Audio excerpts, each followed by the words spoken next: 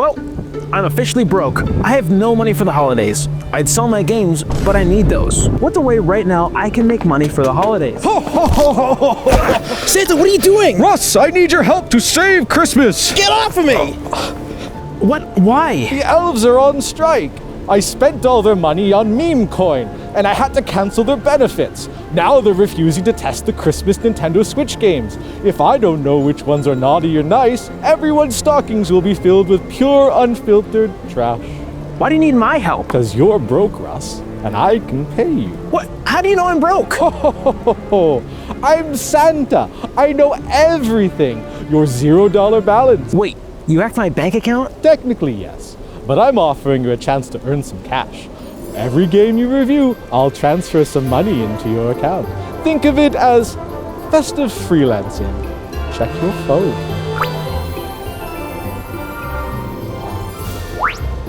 Fine, I'll do it. Excellent. Now get to work. Santa out.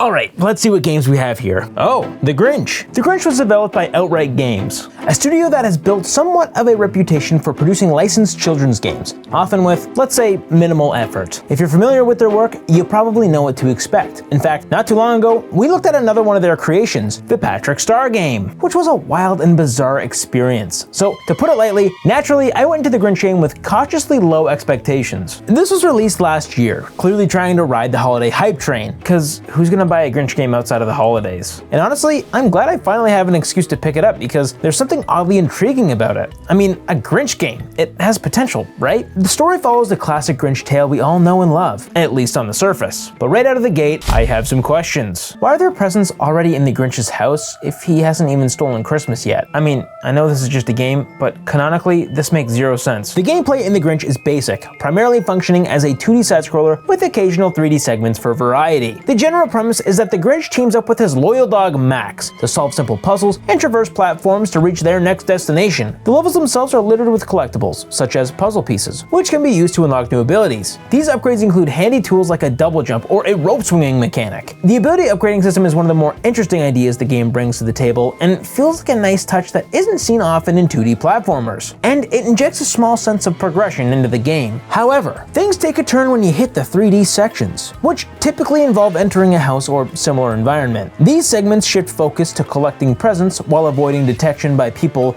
or for some weird reason, gingerbread men. Yes, the gingerbread men will try and hug you. And the game tries to force a stealth mechanic on you that feels, frankly, unnecessary. It's hard to see the connection between sugary hugs and the Grinch's story of stealing Christmas. While sneaking around Whoville to stir up trouble makes sense thematically, this whole gingerbread thing just feels like an afterthought that doesn't add anything to the gameplay. These 3D sections also interrupt the flow of the game, as they often pop up in the middle of the 2D platforming stages multiple times per level. Rather than feeling like a fun break, they end up making the levels feel unnecessarily long and drawn out. Then there's the platforming itself, which comes with its own set of issues. The jumping mechanics are inconsistent. While the Grinch jumps fine, landing is a completely different story. Upon hitting the ground, the Grinch stops all forward momentum for no good reason. This little quirk isn't immediately obvious from just watching gameplay, but becomes painfully clear once you're playing. It's as if the game punishes you by freezing your movement, forcing you to awkwardly rebuild momentum every time you touch the ground. This makes the overall gameplay feel sluggish and disconnected, a stark contrast to a smooth and intuitive movement system you'd expect from even a basic platformer. Animations are stiff and transitions between actions are clunky, and the Grinch's facial expressions and general character movements lack the charm and polish needed to keep you entertained. It's passable, but passable isn't enough when you're trying to embody one of the most villainous Christmas guys. Most of the issues with this game stem from the level design. The first world sets the tone, and unfortunately, it's not a good one. Your objective is to escape the Grinch's cave to make your way into Whoville, but the levels just don't feel cohesive or interesting. They seem disconnected from the Grinch's character and the story they're trying to tell. It's painfully obvious that this game was built as a generic 2D platformer first, with the Grinch slapped onto it later for those Christmas dollary-doos. Money. Take the enemies, for example. Why are there random and completely unrecognizable foes scattered throughout the levels? These aren't quirky Whoville residents you'd expect from the movie's universe. They're just generic enemies. It would have been much better if these enemies were reimagined as environmental challenges, like tricky platforming sections or interactive obstacles that felt true to the story. Instead, they come across as lazy design choices which break immersion and make the gameplay feel off. And speaking of immersion, let's talk about the vibe of this game. It's lacking. It's bad. Really bad. The music is generic Christmas background noise. Pleasant enough, but far from memorable. Nothing about it screams adventure or urgency,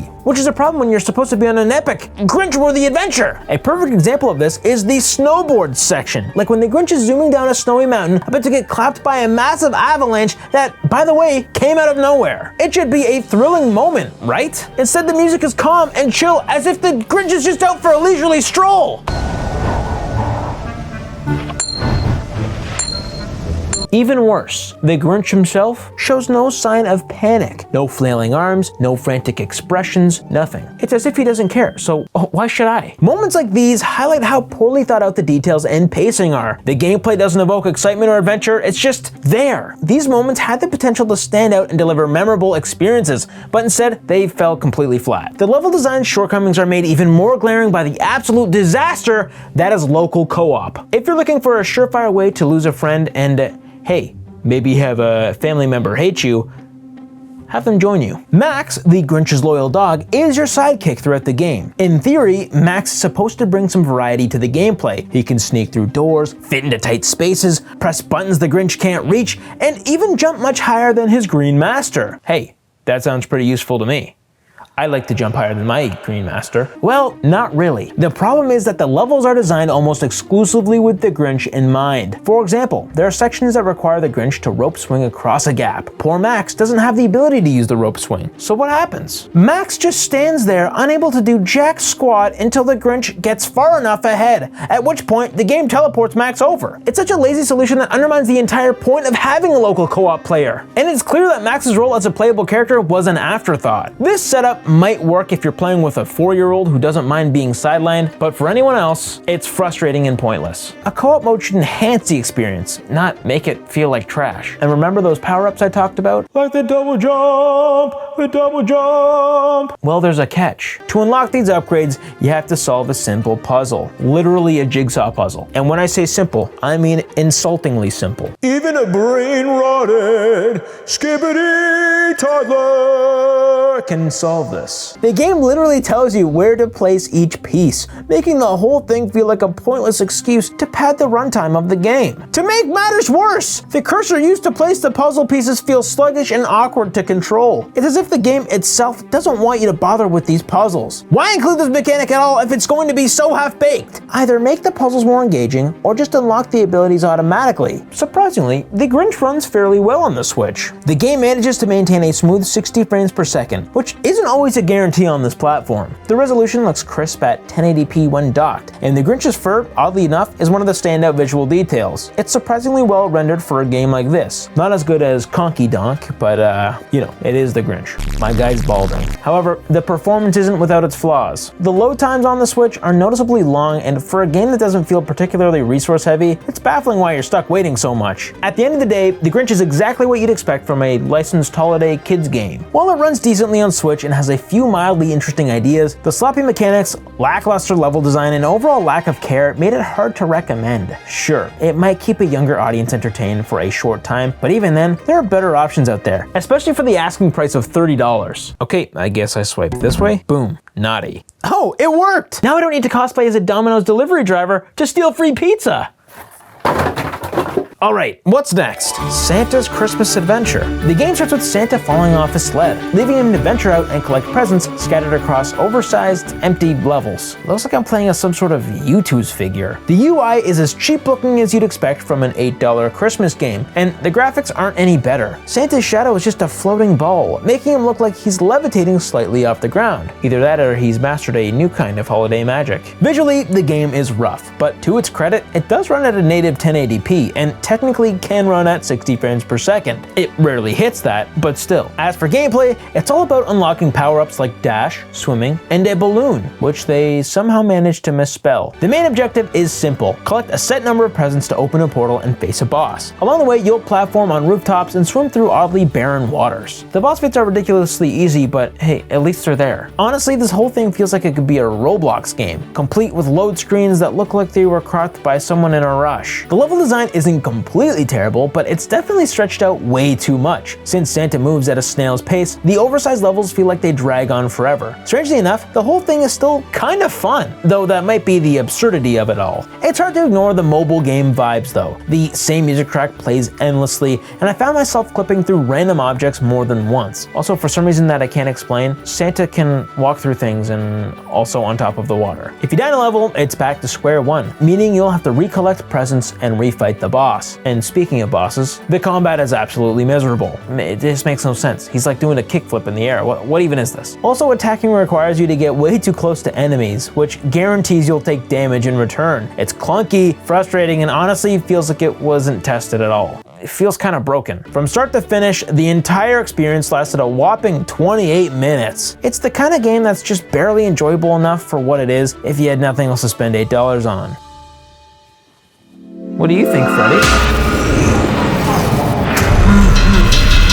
Naughty it is. Next up is Christmas Racing. This game was $1, so my expectations weren't just low, they're non-existent. The premise is simple. You drive a car up and down 2D hills, racing against a computer-controlled opponent. The first one to cross the finish line wins. There's also a time limit and a gas meter, but honestly, the gas meter might as well not exist. I never ran out once. Visually, this game looks like it crawled straight out of a 2012 mobile game. The graphics are laughably bad, and the UI looks like it was slapped together using stock assets. Somehow, against all odds, the gameplay itself is functional. It's simple, it works, and dare I say, it's almost okay. For $1, it's more than I was expecting. If I were 4 years old, I think I'd actually have a good time with this. The mechanics are basic enough to keep a young child entertained, but the glaring issues are hard to ignore. For starters, the tracks are a mess. Some sections feel outright broken, like when there's just a gap in the middle of a track. Like, what? Hello? It felt like the developers just shrugged and said, good enough. Then there's the cheap-looking UI, which constantly reminds you of exactly how much or little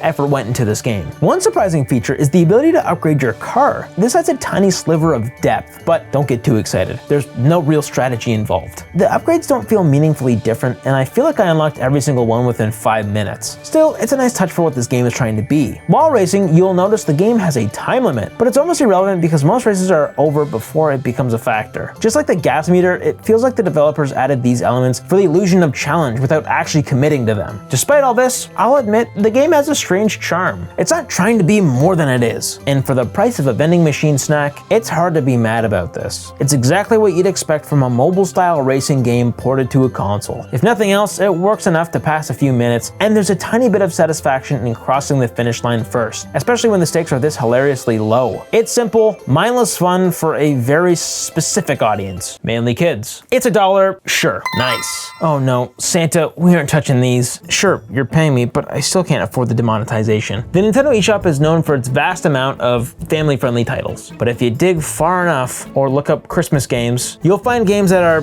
shall we say, less family-friendly. Among these are several Christmas-themed puzzle games that, frankly, don't offer much beyond solving simple puzzles, with the sole reward of being some adult images in the end. It's a form that's neither innovative nor engaging. Since this is a Christian Nintendo Switch channel, I have no intention of purchasing or reviewing these titles. In my book, they squarely belong on the naughty list. This game is a Christmas title that some of you might already know.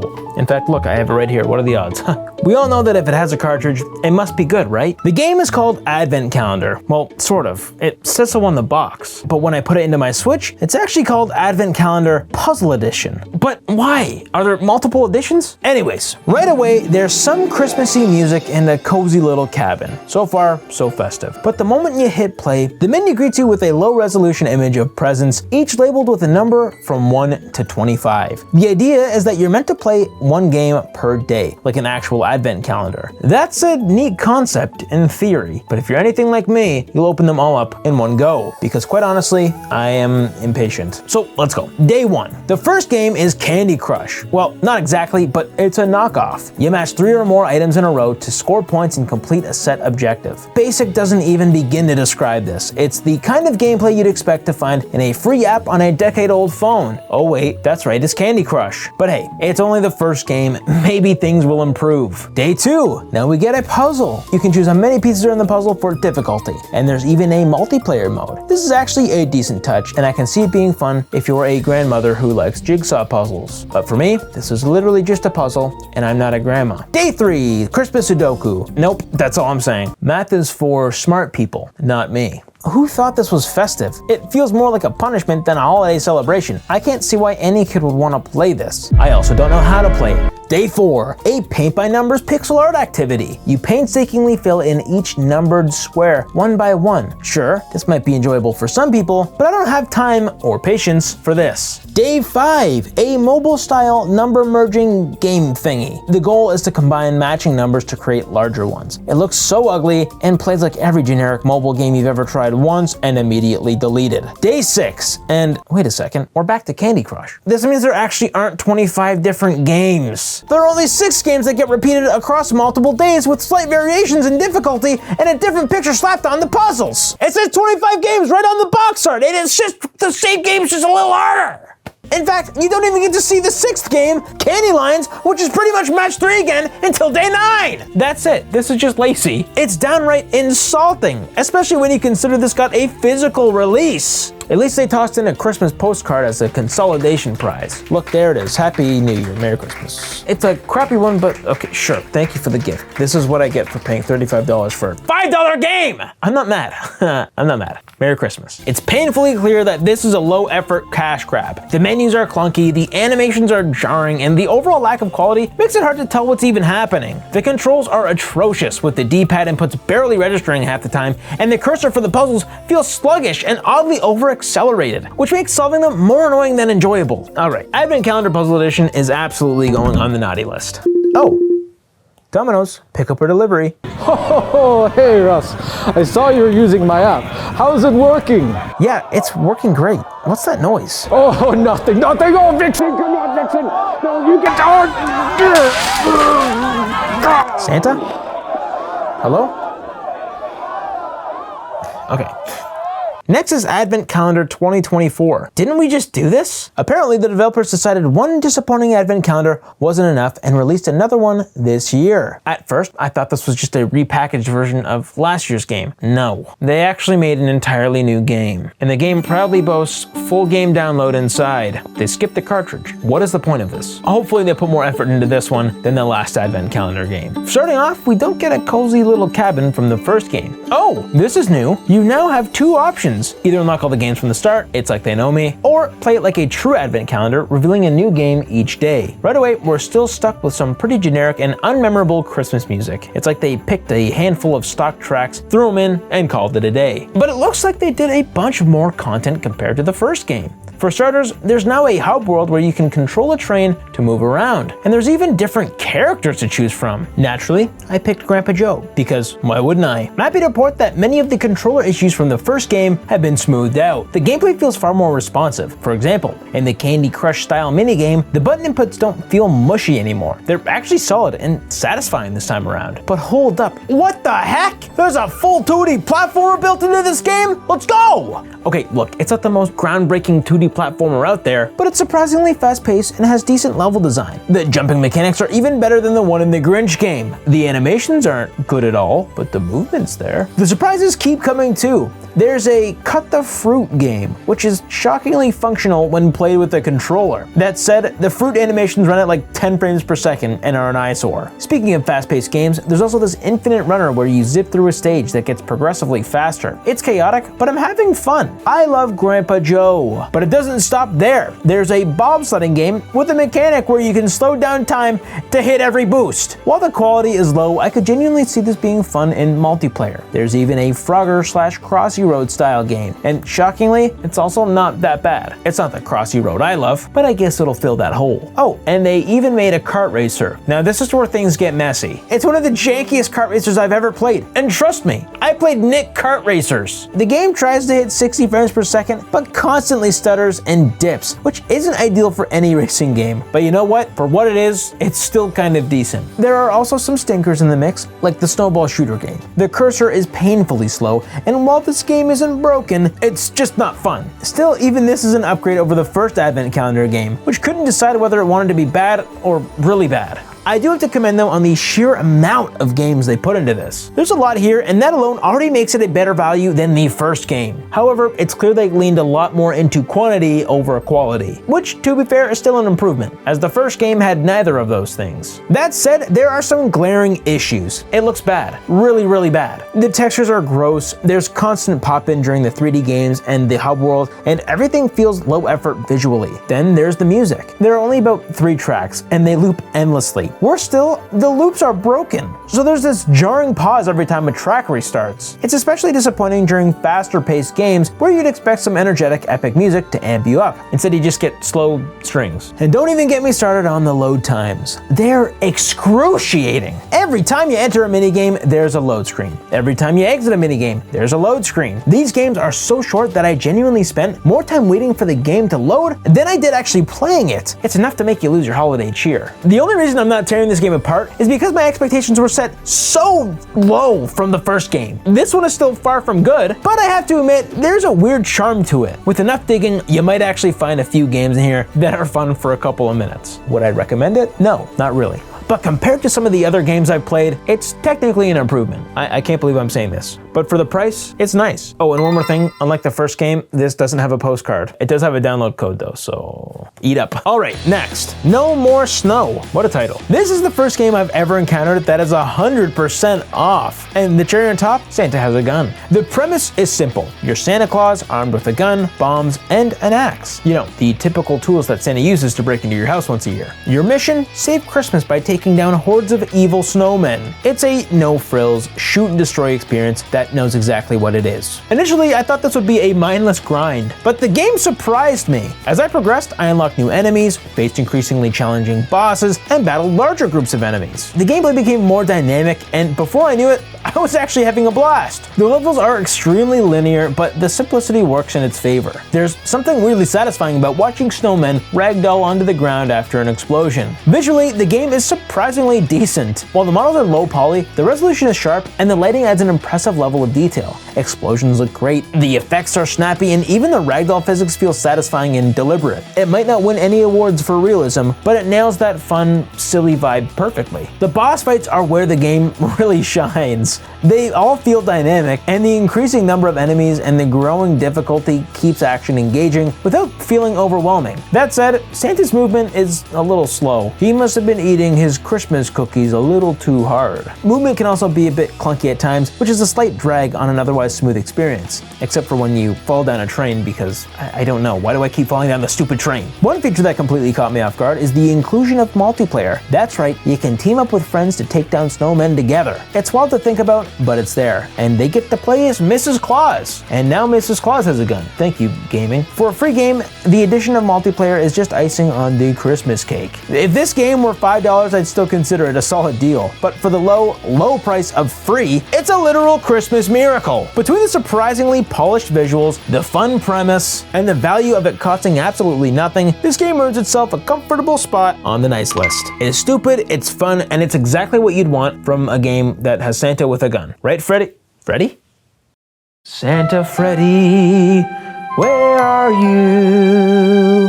Where have you gone? Where have you gone? I don't know where Santa Freddy has gone. I actually don't know where he went. Barcroft's Home for Christmas Collector's Edition. Essentially, I Spy meets a picture book, and it's only $2. On the surface, this looks like a cozy holiday game, perfect for some lighthearted, festive fun, but does it deliver? Now, I do enjoy a good game of I Spy every once in a while. I mean, seriously, just look at my eyes. I gotta be good at I Spy, right? But still, I don't really crave this type of game on my Nintendo Switch. Booting it up is an adventure in and of itself. I genuinely thought I was doing something wrong because I couldn't figure out how to even start the game. Turns out you have to use the right stick to move the cursor. It's one of those games. Move the cursor with the right stick and select objects with the A button. That's it. The gameplay revolves around searching for random objects hidden with detailed scenes. Once you find everything on the list, the story progresses. There's some other things to do too, like piecing together a puzzle or finding an item to unlock access to another object. The gameplay works fine for what it is, but it gets pretty repetitive after a while. It's the kind of game that might hold a child's attention longer than mine, because I'm a grown adult, or so it seems. Surprisingly, the music is a standout. It's festive and upbeat, almost enough to make me want to get up and do a little Christmas jiggle. It adds a nice touch to the overall vibe of the game, even if the gameplay itself struggles to stay engaging. However, there's one glaring flaw in the entire game that makes me want to get angry. Remember how I told you use the right stick for the cursor? The problem is that the A button is used to make the selection rather than a trigger. This means you're stuck holding the controller awkwardly, left hand on the right side to manage the stick, and the right hand on the A button. It's clunky, uncomfortable, and entirely unnecessary. Why they didn't let the left stick control the cursor is beyond me. It feels like such a simple thing to implement, but instead, we're left with what might be the most unintuitive control scheme I've encountered in a while, or in any game, literally. For $2 though, it's hard to get too mad. The game's shortcomings are pretty glaring, but the low price point softens the blow. If you're in the mood for some light, I Spy fun and can tolerate the awkward controls, this might actually be worth a look, especially if you have kids who might enjoy the hidden object gameplay. It's nice. What are these? Picture book? Okay, I don't want to waste my time on those. There are a ton of these Christmas picture book games on the eShop. They're expensive, and all you do is spam the A button to flip through pages. That's it. No real interactivity, no gameplay, just pressing A. It's hard to see the appeal of spending money on something like this, especially on a gaming system. To make matters worse, many of these picture books rely on AI-generated artwork. The end result feels generic and uninspired, which is the opposite of what you'd want in any game, really. Interactive picture books on a gaming console doesn't make sense to me. If I wanted to read a book, I'd pick up the real one. And if I wanted a gaming experience, I'd expect something that makes better use of the console's capabilities. These titles don't offer the engagement or value that I look for in a game. For me, picture books on the eShop are clearly naughty. Yuck. Next up, Cthulhu Saves Christmas. This one's a little more pricier than the other ones, coming in at around $13. Also, for the record, I still don't know what a Cthulhu is, but judging by the tentacles, I'm guessing it's something you don't want to show up at your house through your chimney. I only like it when old men with the beard and red shirt do it. The game kicks off with Cthulhu, who, let's be honest, looks like a bootleg Squidward. He's chilling in bed when he receives a mysterious gift. Naturally, he opens it, because who wouldn't? Only to have all his powers immediately stripped away. Enraged, he sets out on a mission to find Santa and destroy him. But things take a turn when he meets a mysterious woman who convinces him to save Christmas instead. Why? Because if he saves Christmas, Santa will give him the power to destroy the universe. Okay then. Now let's talk about the gameplay. It's a pretty straightforward JRPG. You explore an overworld, progressing through the story while occasionally encountering enemies. Instead of random encounters, there's a bar that indicates when an enemy is coming. You can technically avoid fights by spamming the A button before the battle starts, but very often you forget about this bar and a fight starts. The battle system, however, is surprisingly robust. It ticks all the JRPG boxes: elemental attacks with strengths and weaknesses, plenty of moves to use, and equipment upgrades to strengthen your characters. There's even a neat mechanic where characters can combine abilities for extra powerful attacks, which adds a bit of strategy. The overworld navigation also felt kind of clunky, and I frequently lost track of where I was supposed to go. That got frustrating fast, and after about 30 minutes, I felt like I had seen everything I needed to see. On the holiday front, the game delivers. The environments are festive and full of Christmas spirit. Wreaths, falling snow, and bright, jolly decorations everywhere. The music deserves a shout out too. It's surprisingly good, keeping the holiday joy alive without feeling repetitive or lazy. Honestly, I was jamming to it the entire time. But let's not sugarcoat things. This isn't a perfect game. The writing, for example, leans heavily on breaking the fourth wall. It's funny the first few times, but by the 68th self-referential joke, it starts to wear thin. The game constantly pokes fun at itself, calling out how it feels like a 99-cent bundle game, or referencing other entries in the franchise. It's clever in small doses, but quickly becomes eye-roll inducing. The biggest issue for me, I'm not an RPG guy. I can enjoy the occasional RPG, especially ones like the Mario and Luigi series, but this style is harder for me to get into. That said, if you're an RPG fan, you'll probably enjoy this one. It's got solid gameplay mechanics, great Christmas vibes, and a quirky sense of humor, even if it overdoes it. Compared to other games on this list, it's clear that for the price, this one belongs on the nice list. The Cheese Chase Christmas Bundle? What even is this? And why is it $8? Apparently this isn't a Christmas game like they've advertised. Apparently it's just a regular game with a single Christmas-themed map tacked on. But hey, I've come this far, so I might as well dive in. At least I get to play as Santa Claus. The game offers 3 separate modes: basic mode, endless mode, and speedrunning mode. I decided to try endless mode first, and immediately I was confused. I'm apparently delivering pizzas? This is getting too close to real life. Okay, so who am I supposed to be delivering these pizzas to? I ran around handing pizzas out to random people. Nothing was happening. Turns out you have to deliver pizzas to green glowing people, who apparently represent the actual paying customers. Problem is, there are barely any green glowing spots on the map, which makes this unnecessarily difficult. For some reason, the pizza floats in front of your character like it's possessed. At first, I thought this was a glitch, but no, it's actually a poorly implemented GPS system that points you in the direction of your next delivery. Sure, it helps, but figuring this out didn't magically make the game fun. Also, have you seen this game? It looks disgusting. To add to the chaos, there's a random walking cat chasing you around, janky cars zooming by, and NPCs clipping out of existence. The design choices here are baffling. The pause button is mapped to the B button, and you're forced to use the sluggish, clunky cursor to navigate. And let's talk about the frame rate. It's absolutely atrocious. If you manage to stick with it, there are a few redeeming features. Completing levels let you unlock different characters, and then there are some power-ups to spice things up. However, the music is still repetitive and as generic as it gets. It's stock background noise that drills into your brain after just a few minutes. And despite buying the Christmas bundle, I barely even played the Christmas map because I didn't know how to access it until I was nearly done. Overall, this is by far the worst game I've played so far. Between the low quality design, poor frame rate, bizarre mechanics, and repetitive gameplay. My guy, look, I'm doing the Michael Jackson moonwalk! The Cheese Chase Christmas bundle feels like it was thrown together without much care. Even at 50% off, it's 50% too expensive. It's hard to justify the price. This is so naughty. This app isn't working. I'm gonna call Santa. Ho ho ho! This is Santa! Dog, your app is broken. Hold on. We're just having some technical difficulties here at the North Pole. Okay, try now. Thanks, Santa, it worked. Well, great. I could really use a little help right now. Next up, there will be no turkey this Christmas. This game puts you in the feathers of a turkey trying to escape a Christmas dinner fate. The concept is both unique and hilariously dark. You're a turkey hiding in a bucket, trying to sneak through a house filled with hungry family members. Your goal is simple: find the exit without getting caught so you don't die. The gameplay is surprisingly engaging. Each level has you exploring a house filled with nooks and crannies to hide in while avoiding detection. The tension ramps up whenever someone spots you, as you'll need to make a quick getaway to avoid being caught. It's a fun mix of stealth and suspense that keeps you on edge as you creep towards the exit. The art style is one of the game's standout features. The high-quality pixel art is vibrant and detailed, giving the game a cozy yet nerve-wracking atmosphere. Even better, it runs at a silky smooth 60 frames per second, which is just the gravy on top, and makes the animations feel crisp and responsive. The level of polish is impressive, especially for a budget holiday title. To add replayability, the developers included collectibles scattered throughout each level, but it doesn't feel like they're stuffing it into your face. These items encourage you to explore the house more thoroughly, which adds an extra layer of challenge. It's a clever way to make the relatively simple gameplay loop more rewarding. Still, at just $3, this game is an absolute steal. It delivers a unique and entertaining holiday-themed experience with plenty of charm and humor. The combination of solid gameplay, a great art style, and a low price makes this an easy, nice entry for me. Headbangers and Holiday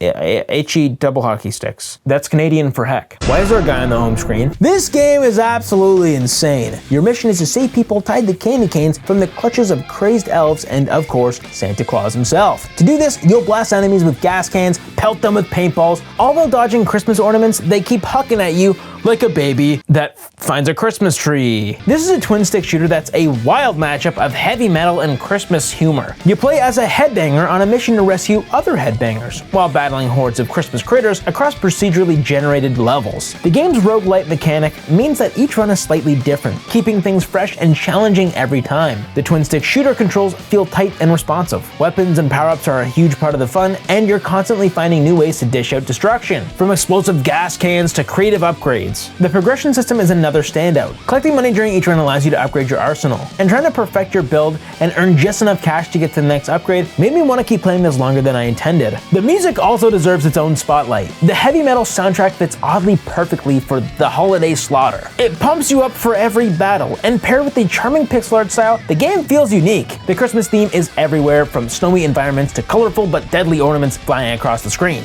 Despite the chaos, the frame rate maintains 60 frames per second, which is sort of to be expected from a pixel art game. Headbangers and Holiday Heck is a surprisingly festive roguelite and absolutely nails its concept. If you love the idea of blasting Santa's minions with gas cans, then this may be up your alley. I'm slapping this on the nice list. Santa's World. Oh dear. Santa's World is a 2D platformer that revolves around collecting presents and various fruits scattered across poorly designed levels. The idea sounds fine, I guess, but the execution is an absolute mess, and this has to be one of the jankiest looking games I've ever seen. Just look at how he's jumping! What is that? The controls are clunky and unresponsive, making basic platforming a frustrating chore, which is bad for a 2D platformer. Jumping feels stiff, walking is painfully slow, and every movement feels like it's fighting against you. The animations are dreadful. Santa moves with the grace of a malfunctioning animatronic, and watching him walk around made me feel like I somehow stumbled into Balan Wonderworld 2 Holiday Edition. The level design is uninspired, to say the least. Enemies are randomly placed with no rhyme or reason, and everything is just inconsistent. Like, the enemies will throw snowballs at you, but somehow you can just walk right into them without taking damage. In fact, you can literally stand on enemies like they're platforms, which feels more like a bug than a feature. The game feels like it's trying to be a Mario vs. Donkey Kong clone, except bad. The gameplay loop is so dull and unoriginal that boredom sets in within minutes, and the levels are so poorly designed that I couldn't even figure out how to progress past the first one. And let me tell you, I tried. And then there's the music. Ooh, boy, it's repetitive. This broken loop will haunt your nightmares for weeks to come. After only a few minutes, it became unbearable, and for my sanity, I had to mute the game entirely. Santa's design deserves its own criticisms. He's ugly. There's no other way to put it. Instead of a jolly, recognizable Santa Claus, we get something so bland that looks like it was pulled from a rejected mobile game asset pack. I can't believe this game cost $12.99, and I can't believe I paid for it. Frick! It's easily one of the worst valued games on the eShop and definitely suffers from the holiday tax. For that price, you could buy a genuinely fun indie game and still have change left over. I couldn't bring myself to play this more than 20 minutes. The lack of quality, the infuriating controls, and the sheer boredom it induced made me want to commit unalive. Okay, maybe I can't say that, but still. This is going on the naughty list. Oh.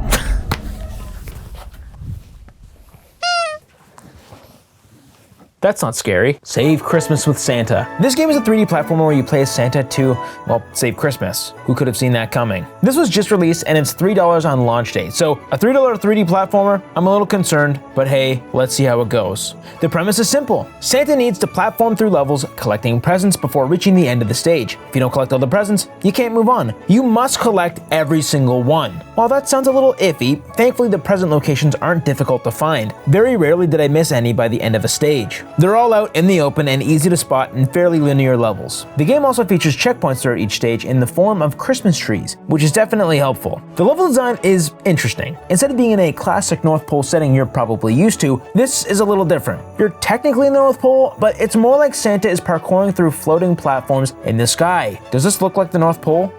No. Unless, the North Pole has floating platforms now. Regardless, while it's random, it actually makes the levels feel very vast and expansive. And honestly, I love the level design. It uses Santa's mobility in fun ways and leans into his unique abilities. Speaking of Santa's mobility, my guy is graceful. He's got a double jump, an aerial dash, and even a ledge grab. These abilities make the platforming more in-depth and allow for some interesting challenges. Gameplay-wise, I'm a happy guy. This is actually fun, but let's be real. The Switch version isn't very optimized. I mean, it looks like a $3 Santa platformer, which is exactly what it is. But it does have its quirks. Look at Santa's poor little legs. They morph into his body before he lands. Sometimes it looks like he doesn't even have legs. It's like one of the first things I notice. It's interesting. The biggest issue though is the performance. Sometimes it does run at 30 frames per second, and when it does, the platforming feels tight and enjoyable. But for about 80% of the time, it chugs along at random frame rates, which makes the game feel loose and unpredictable. Platformers already don't play well with low frame rates, but the stuttering makes it even worse because you can't anticipate when it's going to happen. Strangely enough, the frame rate seems fine at the start of the stage, but falls apart near the end. Maybe it has to do something with all these assets. But that was my biggest gripe about this whole experience. Yes, the game is cheap, but the gameplay, it's surprisingly fun. Frame rate issues aside, I'd unironically play this. The length of the game is great. It's not as short as a lot of the other adventure games we've seen here, and it really utilizes the platform mechanics in clever ways. It's charming for sure, and I absolutely think this one deserves to go on the nice list. The Legend of Santa. Right off the bat, it's clear this game is taking inspiration inspiration from The Legend of Zelda in the name, and it looks to be ripping off Super Mario in its gameplay and design. The map screen in particular has that nostalgic, colorful vibe. But it's not just a Mario clone. Well, it is, but it's packed with festive twists. Instead of throwing fireballs, Santa hurls coal. And instead of stomping Goombas, you're murdering innocent puppies and penguins. Both PETA and Nintendo lawyers should be involved at this point. Collecting cookies instead of coins is a perfectly fitting touch, and when Santa's health gets low, his shirt comes off, because of course it does. Typical Santa. The music is another highlight. It's surprisingly enjoyable and thematically fitting. One track even riffs on Oh Holy Night, and it's a great nod to Christmas music without feeling repetitive or grating, like some of the other titles I've reviewed here.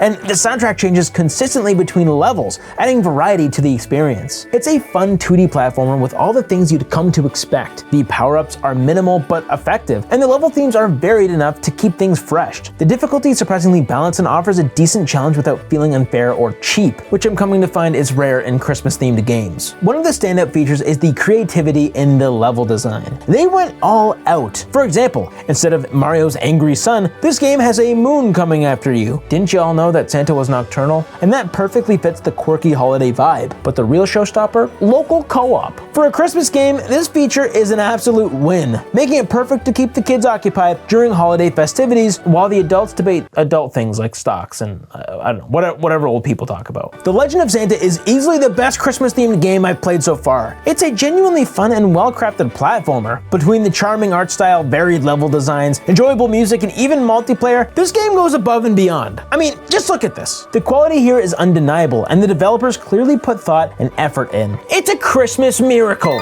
This is going on the nice list. Christmas DLC. Now, of course, a huge portion of Christmas games on the Nintendo Switch aren't actually full-fledged games. Instead, many companies use the holiday season as an opportunity to draw back players into their existing games with festive updates or seasonal content. Heck, they even did that with Astrobot recently. The first thing that comes to mind is the simple addition of Christmas skins. For example, in games like Sonic Frontiers and Sonic Superstars, Sega gives Sonic a Santa costume. It's festive, sure, but it also is a little strange, considering this is one of the only skins they add to those games. There are plenty of other examples, like the Charlie Brown Christmas pinball stage in Pinball FX, Christmas cars in Hot Wheels Unleashed, and of course the endless horde of Fortnite skins and creator maps. Shout out to Toy Delivery Tycoon. I've been addicted to that one for days. I have hundreds of millions of dollars.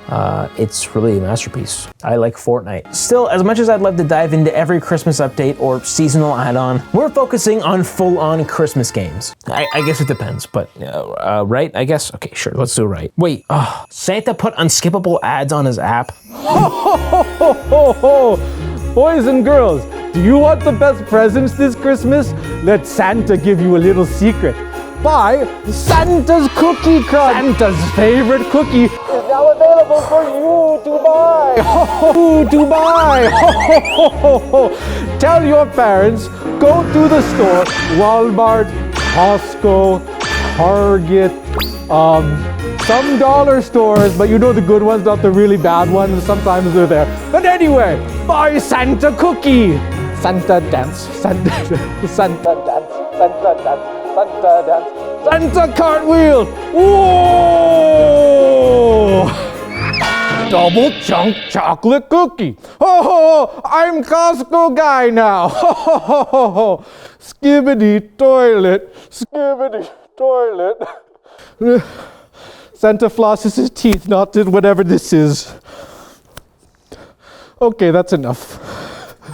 It worked. Next up, Santa Tracker. While I personally think stalking is bad, apparently it's okay when it's Santa, I guess. This game seems pretty simple. It tracks where Santa is on Christmas Eve, and you can check where he's delivering presents in real time. You can see his destination, which is, of course, everywhere. His speed? Holy smokes, that's insane! You can even check what he's doing at any given moment, like taking a tea break. I mean, knowing the real Santa, he's not usually that productive. Oh, and then there's this wildly creepy mood lurking in the background. I'm barely not caught up with the Santa lore. Why are there so many creepy moons trying to kill Santa? What the heck? But hey, they did include an actual model of Santa's house, so I'll give them credit for that. This isn't the only feature either. There's there's a countdown. It tells you exactly how many sleeps are left until Christmas. There's even a news section that gives us the latest updates straight from the North Pole. And of course, we can't forget to check if it's important to be naughty or nice. On top of that, there's Santa's blog. And yes, he's even done a voiceover for it. A big ho, ho, ho, hello to all. The audio is also hilariously distorted, which only adds to the janky charm of this whole thing. But why does he sound different than my Santa? But I think my favorite part of this app is the games inside. First, there's this present game, where you try to dunk a bunch of presents into a constantly moving chimney. It's simple, but the mechanics are surprisingly fun, and I genuinely found myself trying to beat my high score. Then there's the sledding game, and let me tell you, this is wild, ladies and gentlemen. You've got in-game currency, unlockable characters, and even different sleds. Like, what in the world is happening? Plus, there's more than that. Obstacles to dodge, presents to collect, and even bonuses for breaking out of the map. Oh, and get this, they even made a custom map for the spooky Halloween characters. But that's not even it! This game does something absolutely awesome with the Switch hardware that I still can't believe. Just listen.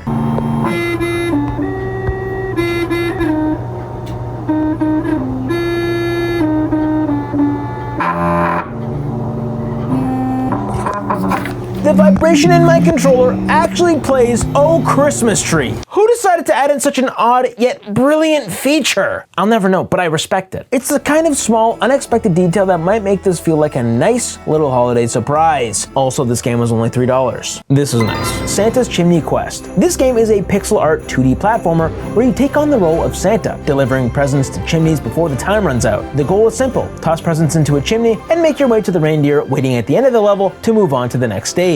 Most levels feature multiple chimneys, which add a bit of strategy as you race against the clock. It's a straightforward concept, but it fits perfectly with the Santa lore, and feels appropriately festive. The level design is one of the game's stronger aspects. The stages lean into the mechanics well, requiring you to carefully time your throws or navigate tricky jumps to reach your targets. These challenges keep the gameplay engaging and add just enough difficulty to make completing each level feel rewarding. For $8, the game provides a decent amount of fun, but it's not without its flaws. While the gameplay is enjoyable, the overall movement could use some polish. The jumping mechanics in particular felt inconsistent. Momentum seemed to vary randomly, which led to some frustrating moments. It's not game-breaking, but it definitely takes away from the experience. Another issue is the sound design. The jumping sound effect is loud, repetitive, and honestly doesn't add much to the game. Combine that with a background track that quickly grows monotonous. Despite its flaws, Santa's Chimney Quest is a charming little platformer that delivers a decent experience. While it doesn't quite justify its $8 price tag, it's definitely worth considering if it goes on sale and you're in the market for a holiday-themed game. The fun premise, decent level design, and retro-inspired pixel art makes me put this in nice. Just don't expect perfection. Santa's Monster Shootout. This game cost me less than $2. And honestly, can you tell? I almost didn't include this one because of how bad it looked at first glance. But hey, the show must go on. So here we are, diving into what might be one of the goofiest holiday games I've ever played. As the name suggests, Santa armed with a gun, blasting monsters. That's it. No deep story. No clever twists, just Santa walking through some of the most painfully boring, overly long levels, shooting down waves of generic enemies with an animation so awkward,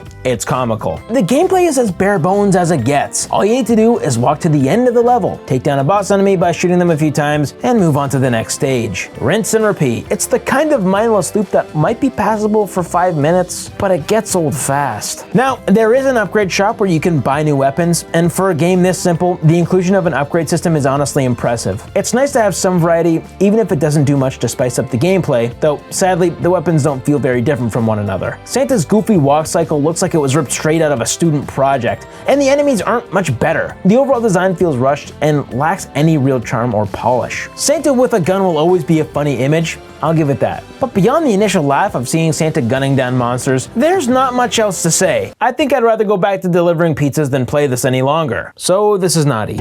And that's it. That's all the games. Let's see how much money I got. Holy moly, I earned $5,000? Ho, ho, ho! Good job, Russ. Here you go. Wait. What's this? 5,000 Santa coins. I minted my own meme coin. This is worthless. It's less than worthless. It's priceless. Get him, Freddy! Oh no! Freddy, what? Freddy! Oh, he's going for the jugular! Oh, Santa no like! Well, that's getting taken care of. Thank you all for watching. I hope you all have a very Merry Christmas. Please consider liking and subscribing if you liked the video. And hey, consider becoming a channel member. If you want to see my Christmas special from 2 years ago where I played the 24 worst Switch games, click this video. I've seen the next one. See you later.